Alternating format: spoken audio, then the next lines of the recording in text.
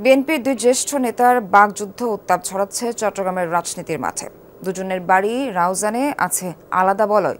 সাম্প্রতিক নানা ঘটনায় দুজনই মুখোমুখি অবস্থানে তাদের কর্মী সমর্থকদের মধ্যেও লেগে আছে সংঘাত সংঘর্ষ।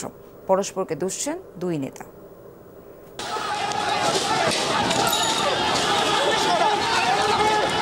ঘটনার সূত্রপাত মঙ্গলবার রাউজানে নিজ এলাকায় যাওয়ার পথে বিএনপির চেয়ারপারসনের উপদেষ্টা গোলাম আকবর খন্দকারের গাড়ি বহরে চলে হামলা ভাঙচুর।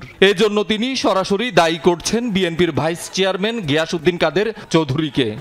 গিয়াসউদ্দিন কাদের চৌধুরীর নির্দেশে তারা স্লোগান দিয়ে হামলা করছে এবং গিয়াসউদ্দিন কাদের নাকি নির্দেশ দিয়েছে তাদেরকে হামলা করার জন্য। সরাসরি বলে দিল যে আমাকে গুলি করে হত্যা করতে চেষ্টা হয়েছে। এটা তো ঠিক না। আপনারা পুলিশের থেকে র্যাবের থেকে খবর নেন কি ওখানে আদৌ কোনো গুলির আওয়াজ পাওয়া গেছে কিনা।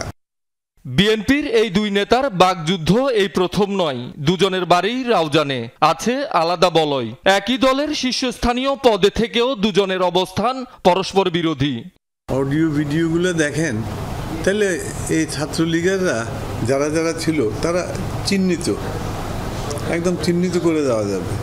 যাদের হাতে অস্ত্র আছে, হকি স্টিক আছে। গিয়াসউদ্দিন কাদেরের এই অভ্যাস এটা পুরাতন অভ্যাস, সন্ত্রাসী অভ্যাস। বহু মার্ডার করছে তারা বিএনপিতে জয়েন করার আগে। 2024 সালের 5 আগস্টের পর থেকে উত্তপ্ত রাউজান। এই দুই নেতার কর্মী সমর্থকদের মধ্যে রক্তক্ষয়ী সংঘর্ষ, গোলাগুলি হয়েছে একাধিকবার। এক বছরে ঘটেছে 15টি হত্যাকাণ্ডের ঘটনা। চাঁদাবাজি, বালুমহল দখল, আধিপত্য বিস্তার চেষ্টার অভিযোগ রয়েছে দুপক্ষের বিরুদ্ধেই।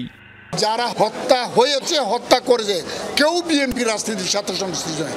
নিজের স্কিন বাঁচানোর জন্য সেটা করা হয়েছে। যারা মাঠের রাজনীতি করে তারা মাঠ ধরে রাখার চেষ্টা করে, আর যারা মাঠের রাজনীতি করে না তাদের খেয়ে না খেয়ে তারা সবসময় ষড়যন্ত্রে লিপ্ত হয়।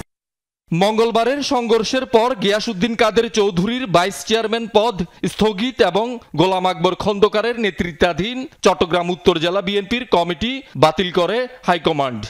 আমি অতীতে কোনো সন্ত্রাসের আশ্রয় নিইনি, আমি আগামীতে নেব না। অপরাধ না করেও অপরাধী হয়ে গেছে, এটাই আমার মনে অনেক বেশি দাগ কেটেছে। অবশ্যই আল্লাহ। শহীদুল সুমন, যমুনা নিউজ, চট্টগ্রাম।